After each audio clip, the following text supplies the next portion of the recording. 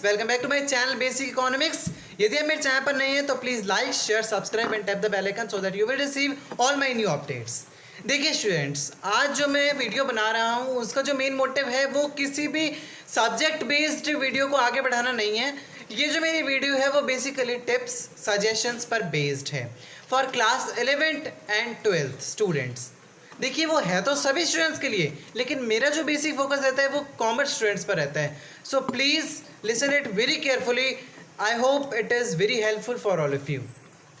देखिए my dear students, हमारे साथ क्या होता है, यदि जब हम 11th क्लास में आते हैं तो हमें कॉमर्स स्ट्रीम या किसी भी नई स्ट्रीम के बारे में कुछ भी पता नहीं होता है।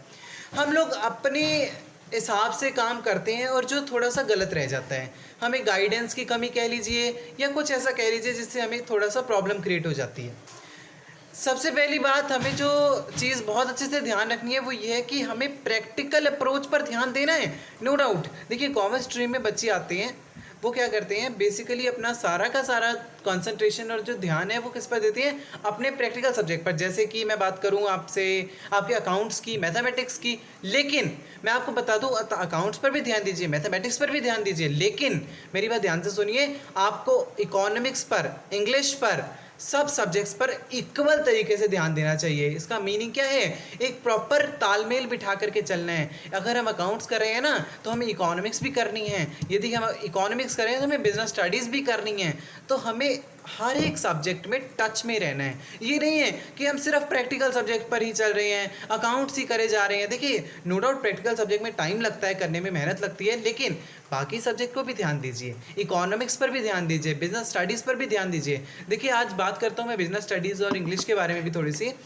बिजनेस स्टडीज़ और इंग्लिश में बेसिकली क्या है, बच्चे बिल्कुल भी नहीं पढ़ते, बच्चे बिल्कुल भी नहीं समझते कि इनको लगता है कि बिजनेस स्टडीज़ और इंग्लिश तो बहुत ईजी है या मतलब कोई फ़ायदा नहीं है इसे पढ़ करके। लेकिन आपको बता दूं बच्चों, इंग्लिश और बिजनेस स्टडीज़ पेपर के टाइम में करने में थोड़ी सी आप लोगों को दिक्कत आएगी एग्ज़ाम के टाइम पर, तो उसे थोड़ा सा आप साथ साथ लेकर के चलिए। जैसे आप थोड़ी सी एडवर्टीजमेंट बनाइए इंग्लिश में, इन्विटेशन स्क्रिप्ट बनाइए, लेटर्स वगैरह लिखिए, आर्टिकल्स, स्टोरी राइटिंग, जितने भी राइटिंग पोर्शन है उस पर आप ध्यान दीजिए। यदि आप फ्री बैठे तो कंपोजिशन करिए, ये आपको बहुत ज़्यादा हेल्प करेगी।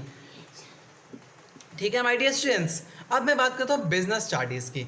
बिजनेस स्टडीज़ में बेसिकली स्टूडेंट्स आपको एनसीईआरटी पर फोकस करना है। बच्चों को पता नहीं होता हमें किस पर फोकस करना है, बच्चों सिर्फ एनसीईआरटी पर फोकस कीजिए।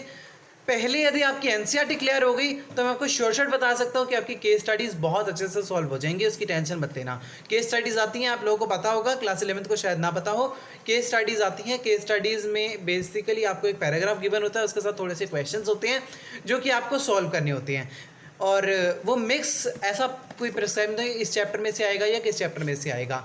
सो आपको मैं बता दूंगा कि बिजनेस स्टडीज़ के भी कैसे आपने तैयारी करनी है।